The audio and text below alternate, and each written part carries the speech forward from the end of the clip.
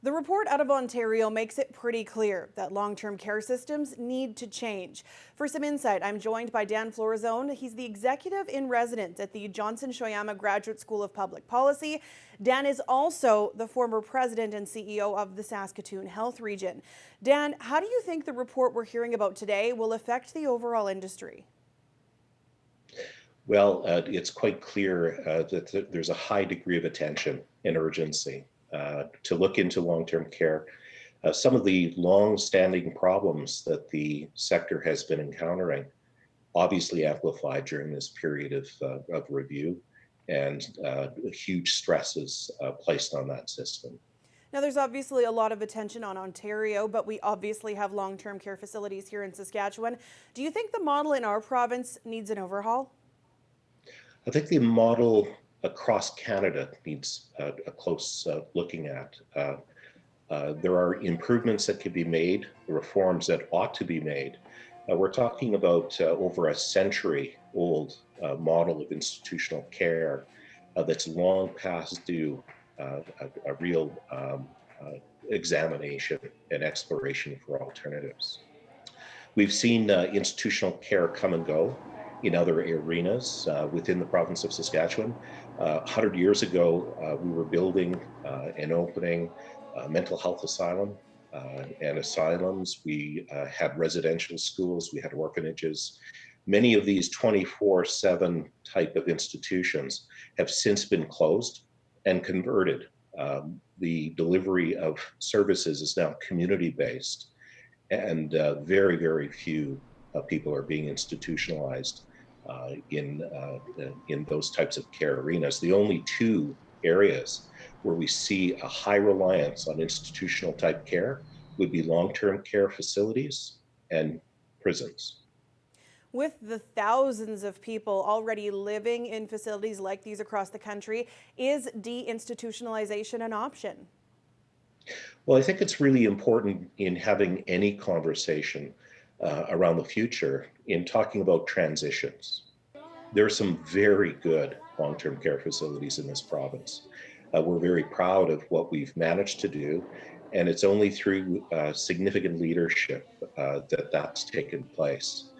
But the problem fundamental to institutions is something that needs to be overcome.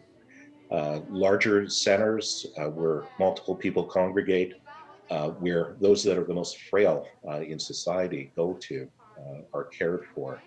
The division of labor that occurs, where each individual who works in the system has a piece of care but can't see necessarily the whole or have responsibility for the whole.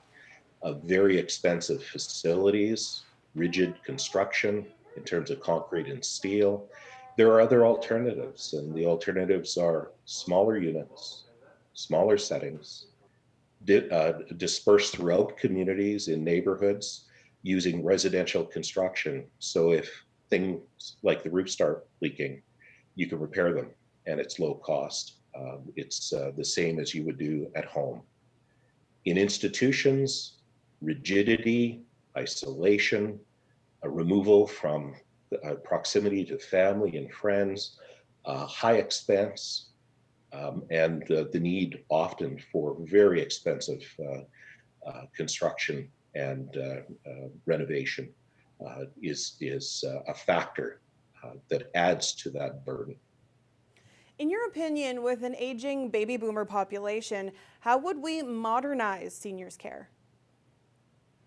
Well, the oldest baby boomer, I believe, is 75 years old. So we're on the cusp of seeing a large influx of baby boomers being admitted into long-term care, requiring the kinds of services that are necessary. The best models are those that maximize independence. By that, I'm willing, in my circumstance, to accept a certain amount of risk, to be cared for at home or as close to home as possible, and to really amp up home care as the policy option. Now, that's not to say that we don't, in the short term, fix the problems that we're encountering in long-term care.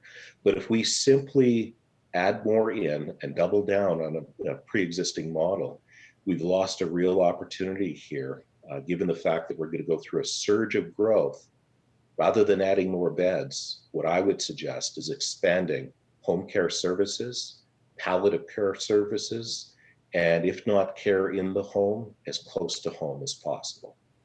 Dan, thanks so much for your time. Anytime.